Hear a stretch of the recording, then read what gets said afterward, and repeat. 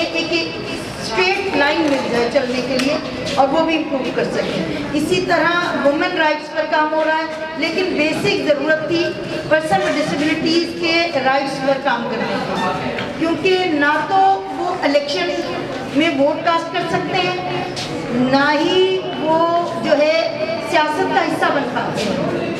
अब ऐसा तो नहीं कि वो एज ए कैंडिडेट नहीं आ सकते हैं, और माशाल्लाह खालिद हमारे पास मौजूद है कि जो इस वक्त सियासत में आए हुए हैं और अपनी वर्किंग कर रहे हैं। लेकिन क्यों पर्सन विद डिसेबिलिटीज़ को बिल्कुल पीछे रखा जाता है, सेपरेट रखा जाता है, उन्हें मुक़य्यद कर दिया जाता है कि आप इसके अलावा आगे नहीं जाएंगे। इस वक्त पर्सन विद डिसेबिलिटीज़ हैं कितने? 1998 की अगर सेंसस देखें, मर्दमशुमारी देखें, तो उसमें person with disabilities 34 lakh and something है।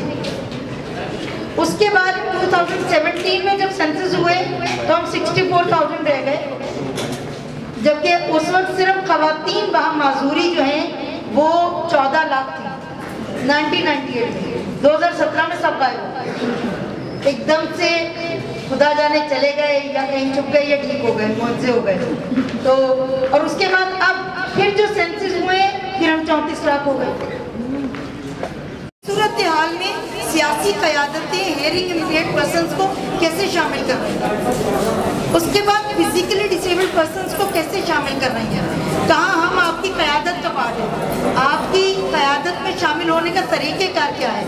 आज हमने 2 महीने सर्वे किया, 500 to 1000 के करीब ऐसे पर्सन विद डिसेबिलिटीज़ आइडेंटिफाई हुए कि जो कि 18+ थे। अभी सिर्फ लाहौर की बात हो रही है, उनको उनके वोटिंग राइट्स नहीं मिले। और हमें आगे जाकर अगर आप सब लोग हुकूमतों में आते हैं तो हमारे हकूक़ हमें कैसे देंगे, क्या करेंगे और किस तरीके से करेंगे, और हमें हमारे इंक्लूजन को इंश्योर कैसे करेंगे, क्योंकि इंक्लूसिव होने के बगैर आपका गुजारा नहीं है। अगर आप ही की बिल्डिंग जहां आप कॉर्नर मीटिंग कर रहे हैं हम आपको सीढ़ियां ना दें और वॉशरूम ना दें, तो मेरा नहीं ख्याल कि आप में से एक भी पर्दा है। तरफ से सोसाइटी की तरफ से बैरियर्स हैं, अगर ये बैरियर्स आप रिमूव कर लें तो हम अपनी कम्युनिटी के साथ आपको पाकिस्तान का वो रूप पेश करेंगे कि जो आप सोचते हैं। तस्लम है, मैं एग्जीक्यूटिव डायरेक्टर हूँ deaf welfare awareness foundation deaf welfare awareness foundation की। अभी मेरे साथ मोहम्मद मंशा साहब बैठे हुए हैं, ये प्रेसिडेंट हैं डेफ वेलफेयर अवेयरनेस फाउंडेशन के। ये 1977 से इस ऑर्गेनाइजेशन को चला रहे हैं और पाकिस्तान की जब तकसीम हुई थी तब से ये हालात देख रहे हैं पाकिस्तान के, और ये इस बारे में बहुत ज़्यादा नॉलेज रखते हैं। ये अभी जो बात कह रहे हैं ना, ये यही बता रहे हैं, कह रहे पूरे पाकिस्तान के डेफ्स को मैं इकट्ठा कर सकता हूँ, मैं पूरे पाकिस्तान के डेफ को एक प्लेटफॉर्म पे ला सकता हूँ। ये तो पूरे पाकिस्तान में फिरे हैं, इनको पता है कि कहाँ कहाँ क्या क्या डेफ क्या क्या सोच लेके चल रहे हैं। वो कहते हैं आज तक कभी पॉलिटिकल पार्टीज़ ने हमें सपोर्ट नहीं किया, हम उनके पास जाते हैं वो हमारी बात ही नहीं सुनते क्योंकि डेफ हैं हम लोग, हमारी कम्युनिकेशन उन तक पहुंचती नहीं है। अगर पहुंचती है कोई यूं अच्छा कर देंगे। और हमारी एक्सेसिबिलिटी की जो बात कर रही थी, मैं भी एक पर्सन विद डिसेबिलिटी हूँ और तर्जमान हूँ मुस्लिम स्टूडेंट फेडरेशन का, और मुस्लिम स्टूडेंट फेडरेशन में जो PWD का एक अलग से पोर्शन बनाया गया है उसको लुक आफ्टर करता हूँ। सबसे पहले तो मैं तमाम दोस्तों को एक बात बताना बड़ी ज़रूरी समझता हूँ कि पाकिस्तान मुस्लिम लीग नून पाकिस्तान की वाहिद जमात है जिसने पहली बार जो तलबा की तंजीम है उसमें अलग से पर्सन विद डिसेबिलिटी के लिए पोर्शन रखा, और वहाँ पे साइन लैंग्वेज के लिए एक तर्जमान भी हायर किया। ये खसूसी हदायत मोहतरमा मरियम नवाज़ साहिबा ने इन ज़रूरियात को महसूस करते हुए ही कही, जिसकी तारीफ़ की जाए। लेकिन हाँ, ये जो लास्ट शहबाज साहब की गवर्नमेंट गुजरी उसमें कुछ लॉ भी पास हुए, उसके अलावा पर्सन विद डिसेबिलिटीज़ के लिए कुछ वजीफ़े भी मुकर्रर किए गए। मैं समझता हूँ ये बहुत नाकाफ़ी है। मैं अपनी पार्टी के जो हमारे क़यादत हैं मैं उनसे भी ये गुजारिश करूँगा कि सबसे पहले तो इन लोगों पे तरस ना खाया जाए, इनको लोगों को राइट्स दिए जाएं। ये आम इंसान है, बल्कि आप आम नॉर्मल लोगों से काबिल इंसान है ये। तो जिस तरह हमारी सूबाई असम्बलीज़ में, कौमी असम्बली में, हमारे सेनेट में, लोकल गवर्नमेंट्स में तमाम जो ज़िंदगी के तबकात हैं उनकी सीट्स रिज़र्व होती हैं, इनकी क्यों नहीं है? जो ट्रांसजेंडर्स हैं उनकी क्यों नहीं है? तो एक बड़ी अच्छी जो एक्सरसाइज हुई लास्ट गवर्नमेंट में वो ये था कि उन्होंने लोकल गवर्नमेंट में जो है वो 2 सीट्स मुख्तस कर दी डिस्ट्रिक्ट काउंसिल में। अब यूनियन काउंसिल में क्या है, म्यूनसिपल कमेटीज़ में क्या है, कुछ भी वाज़ेह नहीं है। उसके बाद सेनेट में टेक्नोक्रेट्स बैठे हुए हैं, किसानों का नुमाइंदा बैठा हुआ है, लेबर का बैठा हुआ है, माइनॉरिटीज़ का बैठा हुआ है। 3 लोगों का नुमाइंदा कहाँ पे है? जो दर्द, जो ज़रूरियात या जो राइट्स ये फील करते हैं या जो इन्हें पता है, इनका नुमाइंदा होगा ही तो ज़रूरी है। फिर मोहतरमा सईदा इम्तियाज़ साहबा बात कर रही थी, हमें गिना भी सही जाए। ये मैं अपनी पार्टी से भी अर्ज़ करूँगा, बल्कि ये मैं आप लोगों से आज वादा करके जा रहा हूँ, ये आज की जो आवाज़ है मोहतरमा मरियम नवाज़ साहबा तक आज शाम तक पहुँचेगी और इंशाल्लाह आप देखेंगी वो इस पर एक्शन भी लेंगी। और मैं आप लोगों का एक ग्रुप लेके, अभी तो उनके इलेक्शन है, बड़ा ज़ोर है, शायद इतनी मसरूफियात में टाइम ना मिले, इलेक्शन के बाद आप लोगों के उनसे मुलाकात भी करवाऊँगा। और हमने अपने मंशूर में भी इन लोगों के लिए अलग से कोटा भी रखा है। फिर एक और बात है, प्राइम मिनिस्टर लोन स्कीम आती है, वो एक बात शायद आप लोगों ने किसी ने फील की हो, मैंने खुद उसको ऑब्ज़र्व किया है, बल्कि मैंने प्रैक्टिकल करके देखा है। उसमें 5% कोटा रखा गया है स्पेशल अफराद के लिए। आप जब उस पर जाते हैं, उसकी इतनी लेंथी प्रोसेसिंग है कि कोई भी बंदा फुलफिल नहीं कर पाता, इवन कि वो फॉर्म ही डाउनलोड नहीं होता। क्यों नहीं यूनियन काउंसिल की सतह पर उन लोगों को फैसिलिटेट किया जाता? तो बाकी बातें जो हैं वो तो नॉर्मल हैं, जो बातें होती हैं कि रैंप्स नहीं है, उनकी एक्सेसिबिलिटी नहीं है, ये तो बुनियादी चीज़ें हैं। और फिर आईने पाकिस्तान उसका आर्टिकल 25 इक्वलिटी की बात करता है, इक्विटी की बात करता है। तो मेरी यही गुजारिश है कि आप लोग जहाँ पे भी हैं, जिस पार्टी में भी हैं, जिस महल्ले में भी हैं, जिस ग्रुप में भी हैं, इंक्लूडिंग माई सेल्फ, हमें अपने राइट्स की बात करनी चाहिए। और जो पॉलिटिकल पार्टीज़ हैं उनको इस पे ज़ोर देना चाहिए।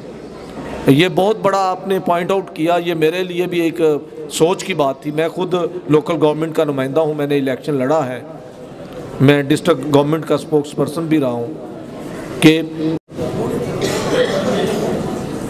ये बड़ी एक चौंका देने वाली बात है।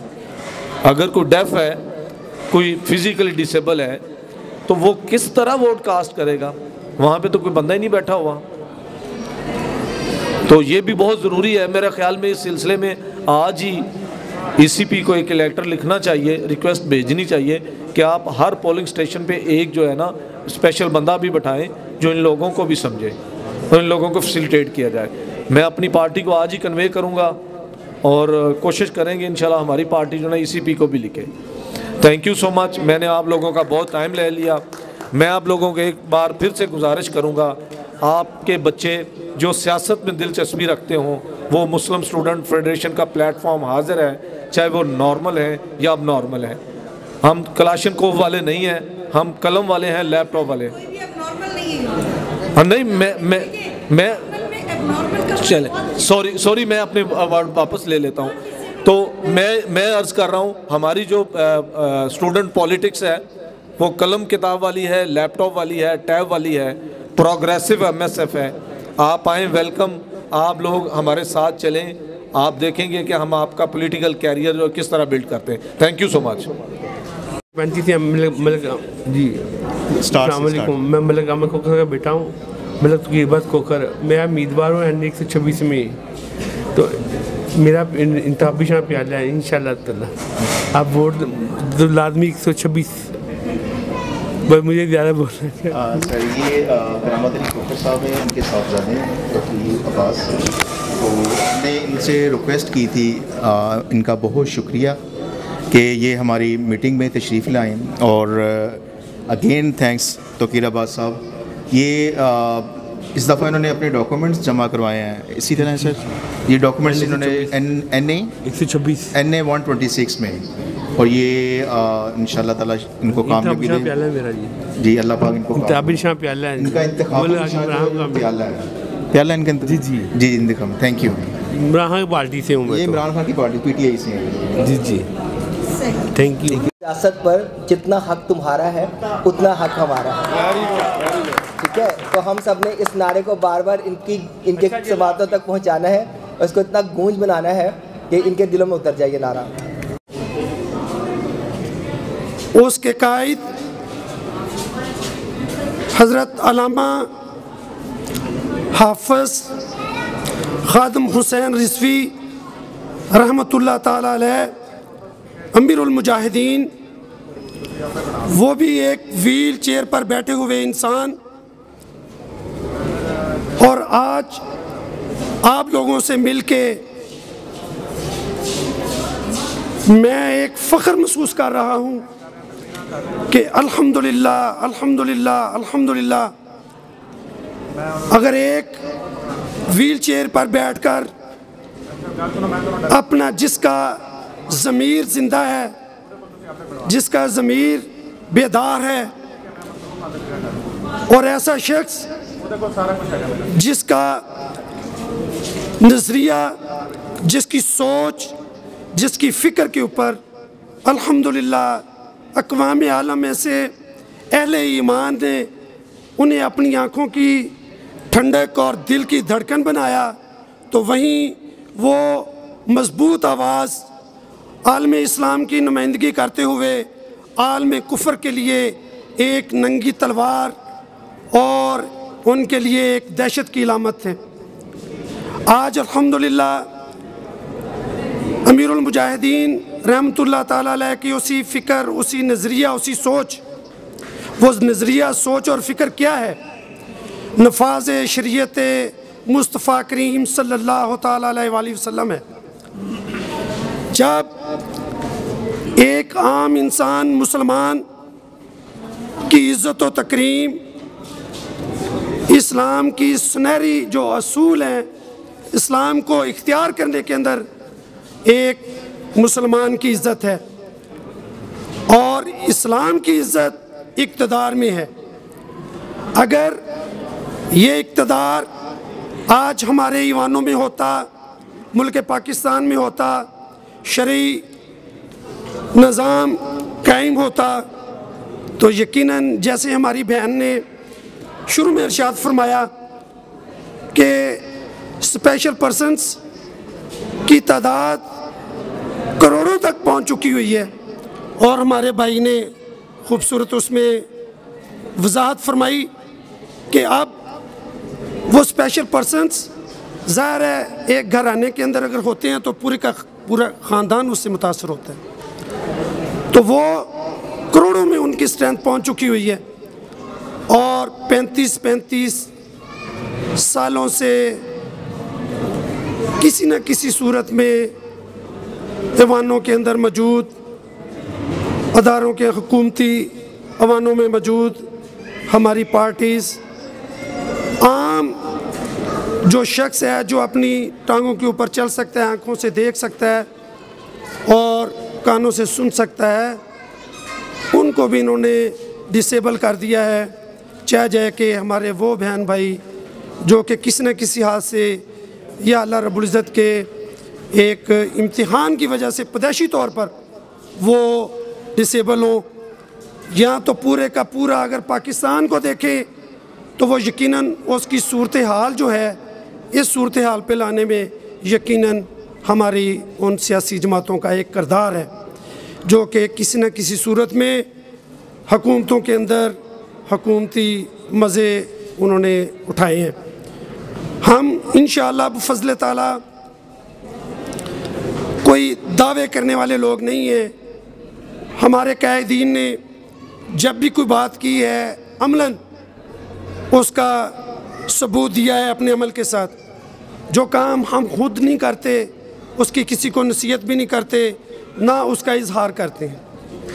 इंशाअल्लाह बफ़ज़्ल ताला हम इलेक्शन में हैं और यही वो एक तरीका है जिससे हम असम्बलियों के अंदर पहुंच के अवाम पाकिस्तान और पाकिस्तान की हर कम्युनिटी की आवाज़ असम्बलियों में पहुंच के इक़्तिदार के ऐवानों में पहुंचा सकते हैं।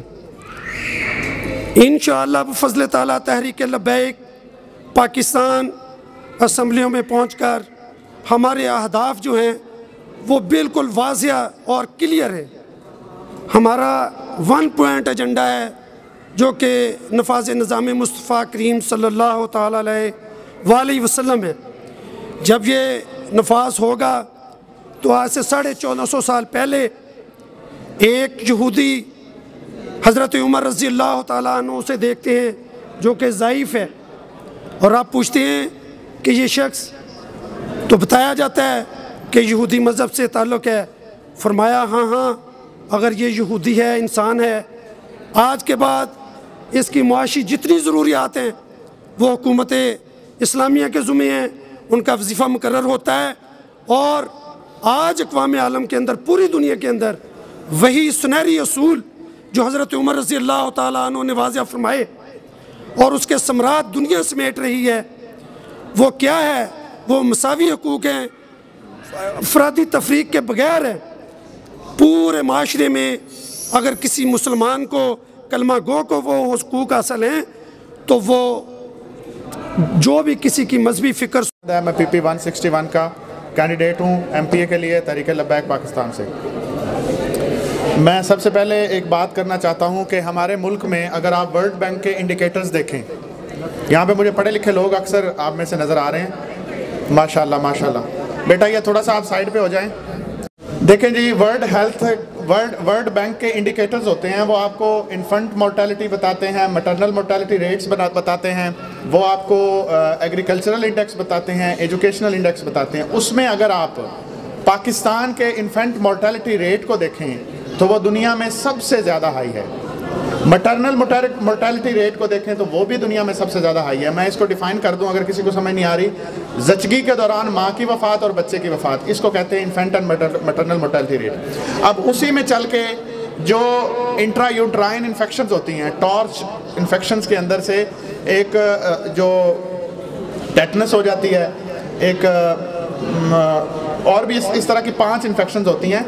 उस इन्फेक्शन में से जो टॉक्सोप्लाज्मा गोंडी की इन्फेक्शन है, उससे कॉकलिया जो है वो डैमेज हो जाता है पेशेंट का। अब आप देखें, कोई बंदा पैदाइशी तौर पर बहरा हो सकता है, गूंगा नहीं होता। मेरी बात समझें, ये एक टेक्निकल पॉइंट है। अगर किसी का कान काम नहीं करता तो वो बोल भी नहीं पाता, क्योंकि उसको कोई अल्फाज मिलेगा रॉ तो उसको फार्मुलेट करके वो आर्टिकुलेट करेगा। होता यह है कि जो इन्फेंट्स पैदा होते हैं उनको हम ना तो इंट्रा यूट्राइन स्क्रीन कर पा रहे हैं, ना हम जब पैदाइश पे हम स्क्रीन कर पा रहे हैं। आगे चल के मैं आपको बताऊंगा कि हमारे पास रिसोर्सेज हैं कि नहीं है, वो एक अलग डिबेट है, वो मैं अभी बताता हूँ आपको, उसके बारे में भी एविडेंस दूंगा। अब वो जब कॉकलिया हम पता नहीं कर पाते तो बच्चे की 5 साल की पैदाइश तक की उम्र के दरमियान अगर हम उसको कॉकलिया इम्प्लांट कर दें तो वो गूंगा और बहरा नहीं रहेगा। ये बात समझ आती है कि नहीं आती? अब जैसे भाई ने बताया और मैडम ने बताया कि हमारे पास गूंगे बहरों की जो तादाद है मेंटली, अच्छा एक आइसबर्ग फिनोमेना है। मेंटल हेल्थ जो है वो इतनी क्रूशल चीज़ है जिसको हम टैबू समझते हैं। हम अपने बहन भाई से बात भी नहीं करना चाहते, और वो लोग व्हील चेयर, आप नाराज़ ना होइएगा मेरी बात से, वो लोग व्हील चेयर से ज़्यादा डिसेबल्ड हैं। मैं डिसेबल तो किसी को बोलता ही नहीं, हमें मेडिकल साइंस में, क्योंकि मैं खुद डॉक्टर न्यूरोसर्जन हूँ, तो हमें किताबों में सिखाया जाता है कि आपने स्पेशली इनेबल्ड बोलना है। Subscribe to our channel by clicking the subscribe button. Click the bell button and enjoy the latest uploads from our channel.